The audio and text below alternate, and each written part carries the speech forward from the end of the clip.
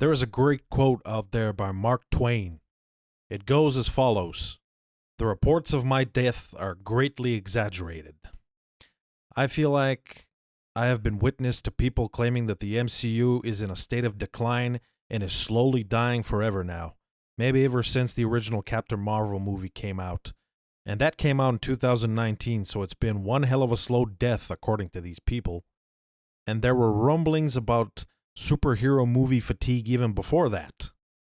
Now, I think it's true that Marvel's track record isn't perfect, and a lot of these latest additions to the franchise after Endgame that were supposed to set up a whole new generation of characters and movies to set up the next big stage in the MCU after the OGs like Iron Man and Cap passed on have been duds, especially in the realms of TV. Miss Marvel was sort of boring, Agatha all along is irrelevant, and She-Hulk even achieved a state of infamy about how bad it was. And it's not like the latest Daredevil has taken the world by storm. In the movie sphere, some additions have been pretty mid as well. I had high hopes for the new Captain America, hopeful it would manage to establish Sam as the new Cap in an effective way, but the movie ended up being underwhelming. There are plenty of disappointments in Marvel's latest offerings to pick from. But on the other hand, can we write off recent successes like Deadpool and Wolverine as simple flukes? I also really enjoyed movies like Wakanda Forever and Doctor Strange 2. So as far as Marvel's demise, while some seem to fully believe it's inevitable, I myself am torn. Are the reports of Marvel's death legitimate, or are they greatly exaggerated? The latest addition to the movie universe, Thunderbolts, was the perfect opportunity to put these claims to the test. These lingering questions are part of what made me intrigued about the latest entry. I confess, I had high hopes. For one, I actually like these characters. I might be part of a minority of people who enjoyed Black Widow. I am a fan of Elena Belova, and I also really like the Red Guardian, the family dynamic that was such an important part of Black Widow, and its surprising wholesomeness is what ended up endearing these characters to me. Elena's backstory and the struggles she faced growing up made her engaging as a character. I found myself invested in their father-daughter relationship. That's what made me so excited to see them again in this latest installment. I also really like the concept of Thunderbolts, bringing together this ragtag group of misfit characters who we have seen here and there in the roles of villains mostly prior, all having their questionable history and morality, and putting them on the path of an exciting adventure where they have to come together as a team and maybe find some redemption as unlikely heroes is, to my mind, a cool concept for a movie. It takes you off the beaten path of the straightforward hero we have seen mostly in Marvel movies up to this point and explores the interesting possibilities a group of anti-heroes brings. I had the impression that we would be given something different and original from what we have come to expect from Marvel. What I expected out of this movie was action. These characters are all exceptionally gifted in the realm of combat. Their collective martial prowess is impressive. So naturally, I expected a lot of bad guys to have their asses kicked. I expected espionage. All of these characters are covert operators, specializing in off-the-record black ops-style jobs. They walk the morally gray line that's necessary to function and to succeed in the realm of espionage. Further, they were all connected through their work for Valentina, head of the CIA, using them as weapons to go places and to do things that straight-up heroes wearing capes could not do. And I also I expected a lot of cool, fun team banter. These characters are anti-heroes. How are you going to bring together this group of loners, these combustible elements, to work as a team? There was sure to be a lot of friction, a lot of butting heads, and I was also sure that we would see that portrayed with the classic Marvel humor and superb character work on screen, kind of like what we saw in the first Avengers movie. I was also excited to see them overcome that and come together as a team and kick ass as a team by the end of it. But here's the thing with this movie. What I expected and what I actually got are two very different things. This movie totally subverted my expectations. Instead of an action movie about a group of misfits kicking ass and arguing all along the way, I got a very character-focused film exploring tough questions like mental health and the lack of meaning people can experience sometimes in life. Now, we did get some action and some banter between the characters, especially in the beginning, but to my surprise, that really wasn't the main focus of the movie. In fact, that formed more of the background, while two characters and their intimate personal mental struggles were brought to the forefront. The movie explores Elena as a character and this state of hopelessness she finds herself in at the beginning of the movie. This is then paralleled in another character that forms a seminal part of this movie's focus, that of Bob, aka Sentry. Bob is portrayed as a loser, someone dealing with severe personal trauma from his childhood, and who was driven to participate in the medical experiment that made him the Sentry, looking for some meaning in his life. Him and Elena relate to each other, both struggling against this lack of meaning and the despair that it brings.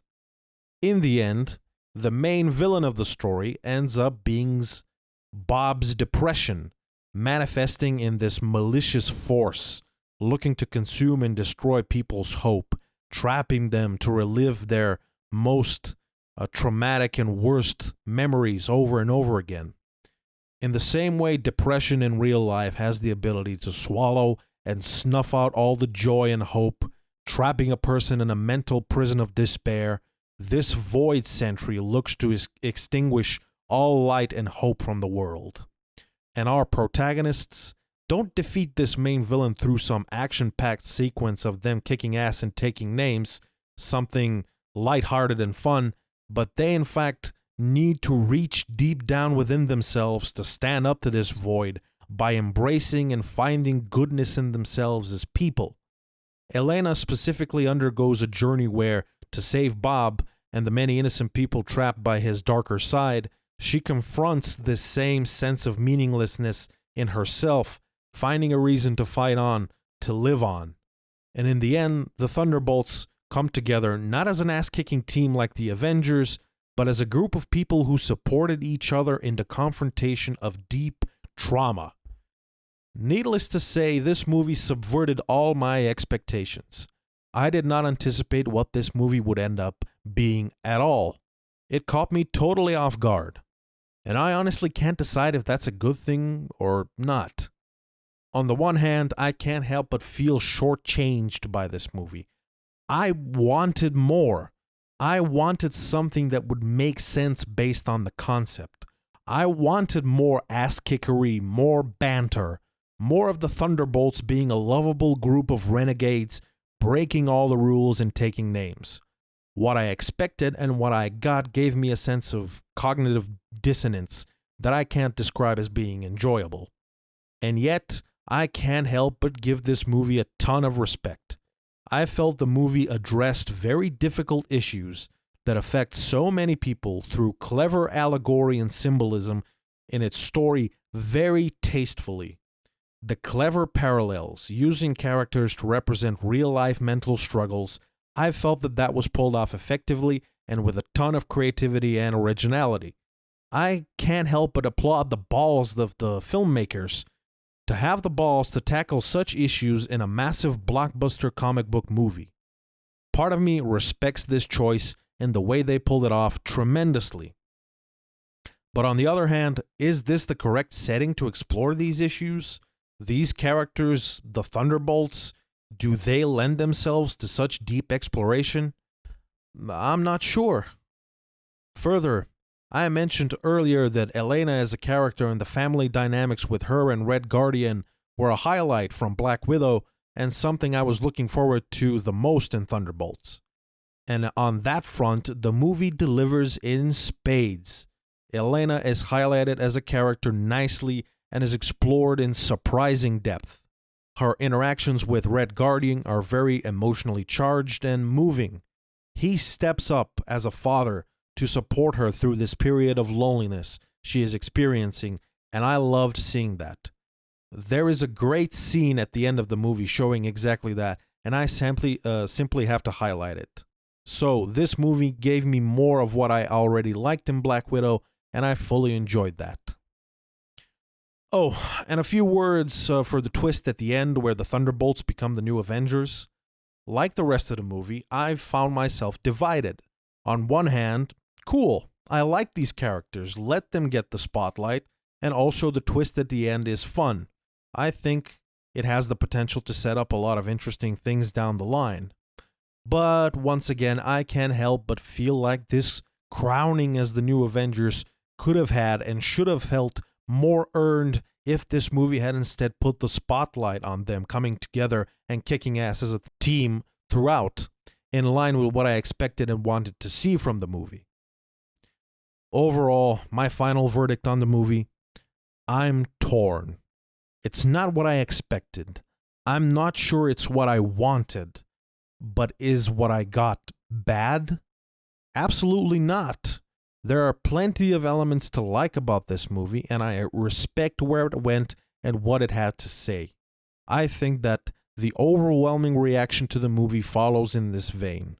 Some, who maybe expected something more action-oriented like me, seem to dislike the movie. But I've seen a lot of people who really liked the more character-focused approach this movie takes, who also found the more emotional moments in the movie to be endearing and moving. Unfortunately, bringing it back to the original question posed at the beginning of this video, this mixed reaction and my mixed feelings prevent me from giving a specific answer. I entered this movie wanting to test if Marvel really were on a decline and are they still capable of giving a fun movie. I ended up with a movie that I can't say I loved, but by no means can I call bad, and the wider reaction of the public seems to echo that. Thunderbolts is a good movie that will surprise you, and maybe you will enjoy that surprise. But is it a definite success that will reinforce Marvel's reputation as a hit-making franchise? I don't think so.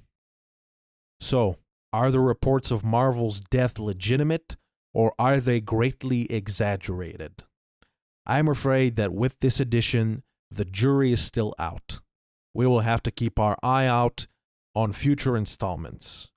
Maybe until the release of Doomsday.